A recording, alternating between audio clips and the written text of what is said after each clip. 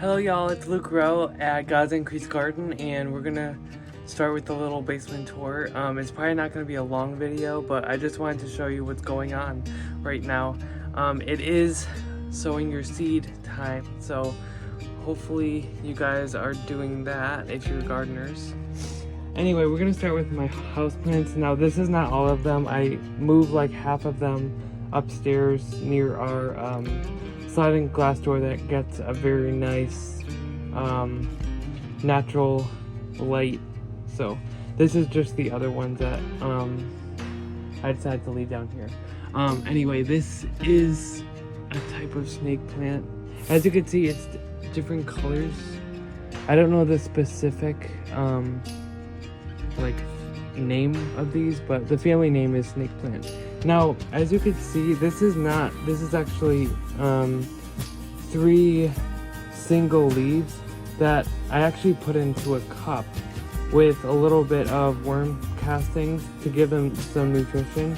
They grew some roots, and I decided to put them in an actual pot. So I actually got this pot for free, so that's cool. The only bad thing about this is these are actually what do you call it, shade loving plants. So I might have to either turn this off and let them have light from here or something, but for now I'm gonna leave it on because I have houseplants that do like to have like full sun or part sun. So we're gonna start up here.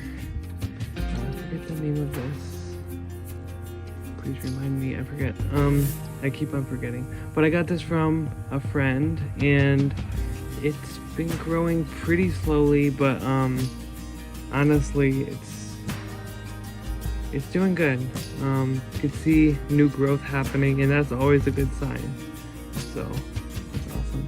And then we have, this is also from a friend. Last year, she was about to not throw out the plant, but the plant was dying because of the autumn weather, and it was getting really, really cold. And I'm like, you could save them, like get a cutting, save them over the winter by putting them in a pot and putting them in your house, and then in the spring putting them out, or even putting them in a hanging basket like this. But yeah, these are all from cuttings from one single plant, and it made all these. So yeah, so this is Mizu Trailing Red. It usually doesn't flower inside, although if you give it the right like nutrients and stuff, then it will flower inside. But it doesn't look like it's gonna flower inside, but it's gonna be awesome to put outside. It has to be warm out. Like, I don't think it can tolerate a little bit of cold, but honestly, it's kind of like in like desert temperatures. And honestly, when you're watering, make sure like you pick up the pot. If it's kind of heavy, then I wouldn't water it.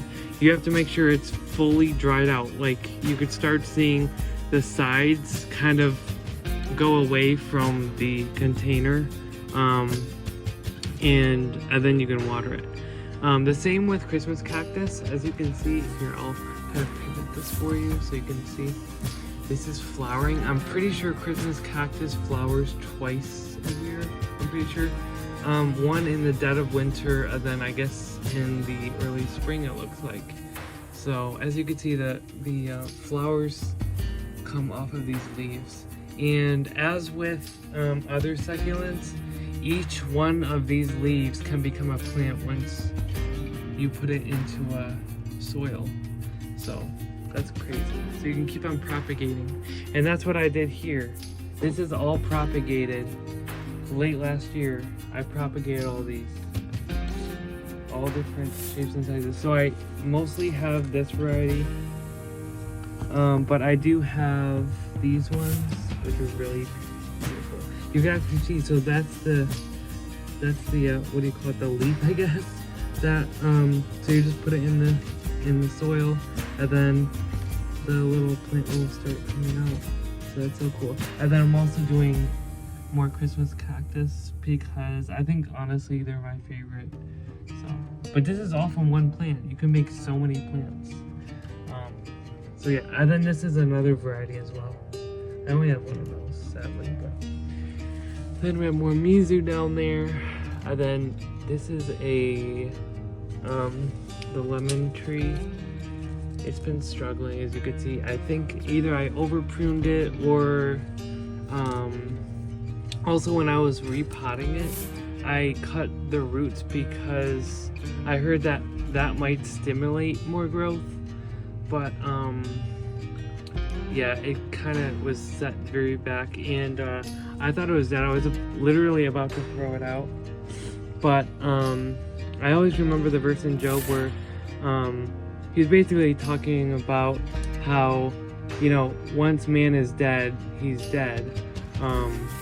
But with a plant, like, it may look dead, but there's hope of it springing forth, even the scent of water. So I have the stone hope because that's kind of what the verse was referring to. Pretty cool. So you see different branches springing out of this main trunk, so there is hope here. I might maybe today or maybe in a few days I'll be pruning off these dead branches, so just to give these live ones space. So alright, and then is there anything else? Oh, this ZZ plant. It's honestly been like this for the longest time, but it's still alive. There's not any signs of disease or anything, so I'm really, I don't know, I'm really confused at what is making it not grow. And then we have pothos. These are in, temporarily in these hanging baskets. Look at this one. Is the biggest one. So all these babies are from this one. So as you can see, there's little nodules coming out. I'm pretty sure you could just start, cutting right before or right after these nodules and then planting them. I think these are to grip. I'm not really sure, because I know with like English ivy that climbs like houses and stuff, they have like grabbers. So I'm guessing that's what these little warts are. So, but it's growing beautiful, as you can see. And our basement is pretty warm, so yeah, they're loving it. Just a beautiful plant, and honestly it's a great beginner plant because it's just so easy and it's not really picky. So as with anything, you don't want to overwater or underwater, so you want to find that sweet spot. These are the parent plants of the small succulents that I showed you previously in this video. But yeah, each one of these can become a plant. You just, here, I'll take one of the bottoms off so I don't deface it. But honestly, so you just take one of these. Now if you have sand, that's probably your best option. The other option is putting it into a little dish with a teeny tiny, like, you can mist them maybe. You can add a teeny tiny bit of water. If you add too much water, they'll start molding. But you just want to keep them a teeny bit moist, or you can just put them in a small dish or maybe a shallow cup or something. Mist it like one spritz, put plastic wrap over it to keep in the humidity, and then you'll start seeing growth coming out of this point right here. I have tried to do it like directly in soil like this, but all of them started molding, so I don't think that's a good option for you. Yeah, and here's the other variety. They're doing great. As you can see, it's very, very dry, but they don't really care. They actually like it. But honestly, even though they do like, drought conditions, they still need to get watered. So make sure you are still observant of that. And then this is a kind of pond. There's a name for it, but I forget what type it is. But it's doing pretty good. As you can see, there's still growing point. It's still going, so it's a good sign. Okay, over here. This was last year. I was digging underneath my fig tree and I saw a bunch of suckers coming up, and I'm like, you know what? I bet I could like cut some of the roots up and some of these suckers up and put them in pots and see if they make it. And about half of them made it. So these are the ones that made it. Now they are getting a little rust or something, so we'll see if they make it. But in the early summer weather, I'm gonna put them outside because I feel like they need to have, you know, aeration and just be out in the elements so they can get stronger. And yeah, you can just see the growth. Like that one is some of these is just starting to come out, so you can see the buds coming out. This one, no life yet, but I can tell that it's very rooted. And that's kind of how I found out that some of these might make it, is because there was like roots on them. So I'm like, well, we'll just see what. So yeah, they're doing good. I hope they make until early summer, maybe like late April, May, you know, just I hope they make it. This type of fig tree, I don't know what variety it is, but it is literally in the ground from the parent plant, and I got it at Lowe's of all places. And like in this climate, I mean, I'm in upstate New York, you know, and like figs are like tropical, you know, but mine is doing great, and I've been picking harvests for a long time. So that has been the ground since I started gardening, I feel like, or maybe a few years after. But yeah, they're doing pretty good. Now over here, this is I'll go from the worst to the best. I mean, well, not the worst, but the stuff that I did today. In here, so this year I really want to focus on growing a bunch of herbs, because some of these are perennial, so you'll have them every single year. Some are biennial, which means they last 2 years. So the first year you have the leaves, you can harvest them, dry them, preserve them, and then the second year they flower, which you can save your own seed. So that's something I want to do. And then you have annuals like basil. What other one? Yeah, well, that's all I can think of, because I think all trying to think, or hyssop might be annual, but anyway, there's a mixture of different ones. So anyway, I did these today. These include Salanova, and I am also doing Asian greens. So I think it's called Joy Choy, and then Pak Choy. I'm also doing an Asian fruit, I forget what it's called. And then I'm doing music garlic. It was kind of strange. So last year I had a great harvest of overwintered garlic, and as I was picking them, I saw like small ones that were forming. So I think after it flowered, it formed these very, or I don't even know if no, it wasn't even near the flower. It was like near the roots, and yeah, it was strange. So yes, there was garlics in the ground, but also above that, it also had like small cloves above ground, like an inch above ground. So like right on the stem. So I'm gonna see if it works. They're literally like teeny cloves like this big. So I'm gonna see if they come up. It's just an experiment. I think I had like 8 of them or something. Then also we have, what's over there? Oh yeah, romaine. We have bulb fennel in there, which I've done before, but they've never bulbed up, so I use it as an herb. So if they don't bulb up, it's okay. I have cilantro in there, lemon basil, Genovese basil, and radishes. Radishes are great because they mature in like 28 days, so less than a month. And they're really awesome, and especially when you're growing them in cold weather, which they enjoy the most. they'll be sweet. Oh, they only get kind of spicy when they're exposed to warm to hot weather. So, and then I'm also, so herbs are my main thing that I want to do this year. I've kind of been lenient on it in the past, but I really want to do that this year and just section off maybe a few plots around the house to have, like, this is the herb section, and maybe I'll put some flowers in there. But as you know, like, there are most herbs flower, so it's like a flower and herb garden. Anyway, and then these are wildflowers.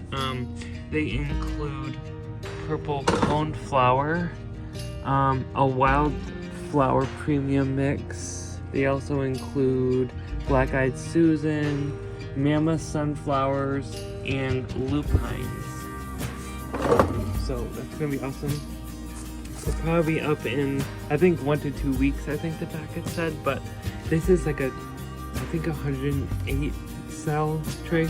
They don't recommend you putting them in a seed tray like this, but as you know, I like going against the grind. And I'm doing this because it's kind of parallel. So last year, I haven't seen one gardener do this. They say, like, carrots have to be direct sown. But I'm like, why? And they say, well, you're gonna disturb the taproot. And yeah, I get that. And since I'm not a market gardener, so I'm not selling these carrots. So it's okay if they get forked. But anyway, I put them in a cell tray, and I think it did 4 to 7 seeds per clump, and grew them on for like 1 to 2 weeks. And before the small true leaves come out, you plant them, because even when they're this big, the root structure can be that big, like even double the size of the actual plant. And if you're starting to see the roots go down into the cell, then you waited too late. So it is very tedious to plant, but like the harvests are like amazing. So that's why I'm doing this. I'm going against the grain. I'm gonna see if it works. Like, that's what gardening is all about. Just do your own experiments, and like, even like a lot of experienced gardeners, they don't recommend doing certain things, but I feel like just test the waters, because when someone goes against the grain and something works, it kind of exposes the lies, or maybe they're just, I mean, they've done it for so long that they haven't tried doing it another way. I'm not saying like they're purposely deceiving people, but I just feel like we're just so easily set in our ways that we're not willing to change. So just make sure that you're doing your own experiments and honestly testing everything that you are, you know, reading or hearing or watching, because that'll help in the long run. Anyway, these are sunflowers. They're called Sun-Rich Lemon. They're really beautiful. This is my second year growing them. They have so when they're young to middle age, they have this nice red stem, which is really cool. I also am growing Feast bunching onions from Johnny Selected Seed. I am planning on putting them all around my crops and flowers to aid in the repellent, for insect repellent. So that worked last year as well. And then we have, let's see what this is, butternut squash, which I love. Yeah, it's gonna be great. Butternut squash is one of my favorite things to grow, even more than, I mean, especially over zucchini, definitely. Because we can store these. You can't store zucchini bread. So that's an awesome fact. And I'm leaving this inexpensive plastic wrap on to keep the water in. they are getting a little dry in there, so I might have to water after this video. But yeah, they're doing pretty good in there. As you can see condensation is trapping in there because there's a little heat coming from the light, and the water is getting trapped in there, the moisture. In here is a bunch of tomatoes. We have some kale. We also have what I thought was old Brussels sprouts seeds. They're called Long Island Improved from Baker Creek. They're getting very long stems, sadly, but I'm also doing this method. It's called pricking out. So instead of sowing the seeds directly in the cells, and then thinning out, or maybe doing one seed per cell, but there's going to be spaces, you know, because not all seeds may germinate. So what I'm doing here is you put all your seeds, or like a specific, so this is kale, you put some seeds in one container, and then when they get, you know, their true leaves coming out, then you prick them out, which means you're taking individual plants and you're putting them in each cell. That's a better way, so you're guaranteed not to have spaces. And it's honestly very cool to see a full tray without any spaces. So that's what I'm doing this year, and I feel like I'm gonna keep on doing that throughout my gardening years, because it's just the best option, honestly. But yeah, these are way too young to start pricking out because their stems are very much too tender to handle, so I'm not gonna do it yet. Anyway, here, I'll just leave it open so you can see. But we have a bunch of, there's more bulb fennel over there. There's chamomile, which is really cool. So it's gonna be a flower, but also an herb, and I'm gonna try to dry them for tea. Can you see them back there in that corner? Very small, but and then I have a bunch of tomatoes, and then what's over there? Oh, pie pumpkin. All pie pumpkins. And I am running out of pots, but I was thinking of doing a cheap option by going to the dollar store and getting some plastic cups, so I think that's what I'm gonna do. And then just drilling a hole in the center. So, because I am starting a bunch of these, I feel like I'm starting them pretty early in the season, because it's still only the second week of March. So, anyway, now we're going here. So, these herbs are from the same batch right here. These ones are starting to get, like the soil's starting to get a little moldy, which is sad. But these are basil, so basil, and hyssop. They're still alive, but I'll just see what I can save from them. This is cilantro, so I'm just gonna see if they survive. This is called Waldman's dark green leaf lettuce from Johnny's as well.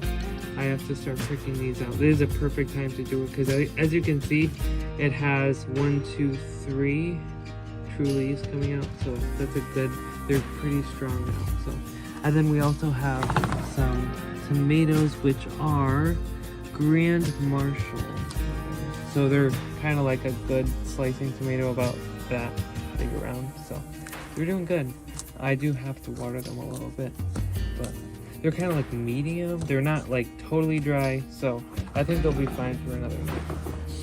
Anyway, so this is what it looks like when you prick out. See? So these are in clumps of, I think, 3 to 5 plants per cell. This is parsley. So I could put these out like whenever the soil can be worked because they're pretty cold tolerant.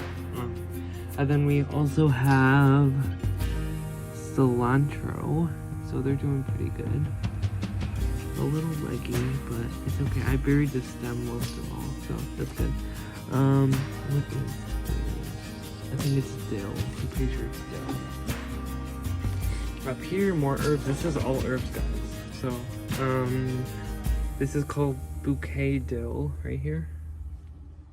Then we have cumin for seed, because they grind the seeds and that's what gives you the cumin spice. And then I left these empty because I didn't have enough plants.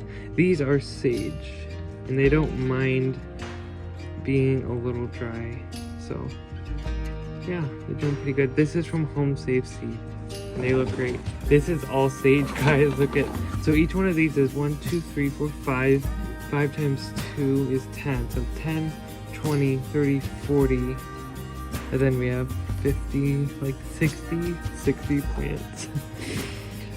But just in 1 year they become a pretty good sized bush, and they are perennial and they flower every year, and the flowers are a very good bee attractant, and also they seed every year. Even though they're not an annual or biannual, they're a perennial, but they'll give you seed every single year and you can save them. I have like packets full of seeds, so that's awesome. Look at all them. They're so beautiful. I think that's it for now. I mean, there's gonna be a lot more. I'm planning on sowing this Happy California mix soon, but yeah, it's pretty cool. See, they say, see right there, when to start inside, not recommended, roots are sensitive to disturbance. Well, that's what they say. That's exactly what they say about carrots, so I'm just gonna try this. They say to broadcast them, but I mean, I've done that before, it worked, but I just want to try something different, and hey, if it doesn't work, it's on me, and I lost like $7. Like, it's okay. It's not like it's worth $100. So. But anyway, we also so I labeled. I use these labels to show the date and what it is. So that line or whatever, a few lines is whatever that says. But I also used more unlabeled labels to hold up this, so it's like a little greenhouse effect. And as you can see, it's kind of fogging up and holding in that moisture because I just sprayed it, and yeah, that moisture will stay in there for a long time. Thank you guys so much for watching. I will try to keep you updated on what's going on here at God's Increased Garden, and happy gardening, and I'll see you on the next video. Bye guys.